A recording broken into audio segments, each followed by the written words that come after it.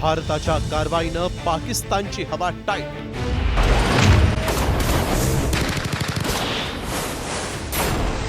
दहशतवादी training camp रातोरात रिकामे. डरपोक मसूद हाफिज सईद बिळात लपले.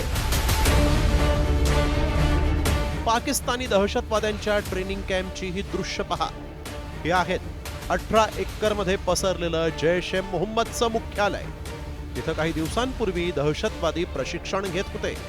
मात्र आता भारताच्या इशाऱ्यानंतर या दहशतवाद्यांनी ट्रेनिंग कॅम्प सोडून पळ काढलाय. त्यामुळे दहशतवाद्यांच्या ट्रेनिंग कॅम्पचा हा अड्डा ओस पडला. इथूनच भारताच्या विरोधात कट रचले जायचे. मात्र आता 2016 आणि 2019 प्रमाणे भारत सर्जिकल स्ट्राईक आणि हवाई हल्ला करून दहशतवाद्यांना प्रत्युत्तर देईल या भीतीनं दहशतवादी ट्रेनिंग कॅम्पमधून पळून जात आहेत. जीवाच्या आकांतानं ही दहशतवाद्यांची पिलावळ सैरावैरा पळतीये.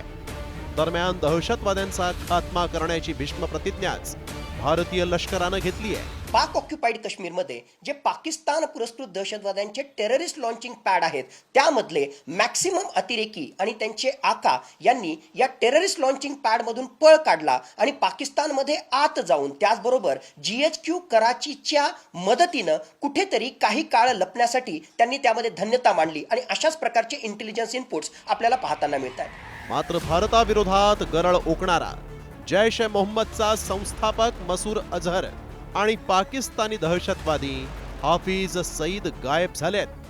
दहशतवाद विरोधात भारताची रोखठोक भूमिका पाहून दहशतवाद्यांच्या या म्होरक्यांनी गप्प बसण्यातच धन्यता मानली आहे.